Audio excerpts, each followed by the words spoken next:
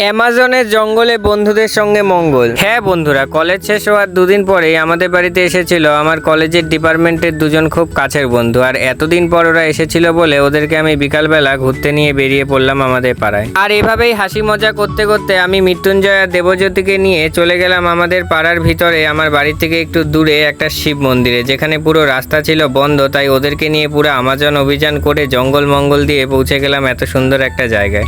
এর থেকে একটা জিনিসই আমরা শিখতে পারি বন্ধুরা, যদি প্রথম দরজা বন্ধ হয়ে যায় তাহলে দ্বিতীয় দরজা দিয়ে চলে আসতে হয়। সেটা জঙ্গল যদি হয়, জঙ্গল দিয়েও মঙ্গল করে আসতে হয়। ওরে চ্যাংড়াটা কায় রে, আমার মৃত্যুঞ্জয় নাকি ফটোশুট করিবার ধরছে। চলো বন্ধুরা, এবার তোমাদেরকে আমাদের পাড়ার এই মহাদেবের দর্শন করানো যাক। ব্যক্তিগত দিক থেকে বলতে গেলে এই জায়গাটি আমার বেশ ভালোই লাগে, কিন্তু পরিচর্যার অভাবে দিনে দিনে জায়গাটি যেন কেমন হয়ে যাচ্ছে।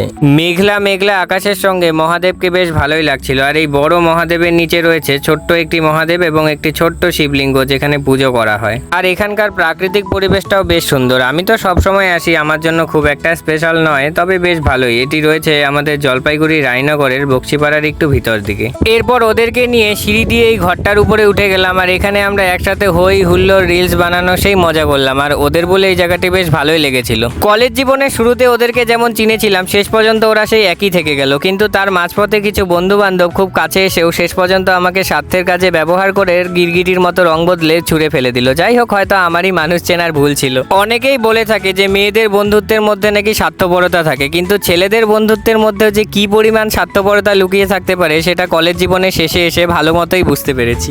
এভাবেই মৃত্যুঞ্জয় দেবজ্যোতিদের সাথে হেসে খেলে একটা দিন খুব সুন্দরভাবে কেটে গেল। তোরা ভালো থাকিস কোচবিহারবাসী, আবার দেখা হচ্ছে ফেয়ার অয়েলে খুব তাড়াতাড়ি। ওকে, বাই গাইস।